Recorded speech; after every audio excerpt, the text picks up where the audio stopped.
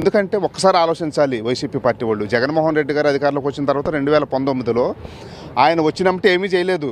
6 నెలల తర్వాత నుంచి ఒక్కొక్కటి ఆయన ఇచ్చిన వాగ్దానాలను 1-2 స్టార్ట్ చేయడం చేసింది. కానీ వచ్చిన తర్వాత 100 రోజుల్లోనే వచ్చిన రెండో రోజునే డిఎస్సి ఏదైతే ఉందో మెగా డిఎస్సికి నోటిఫికేషన్ ఇవ్వడం జరిగింది.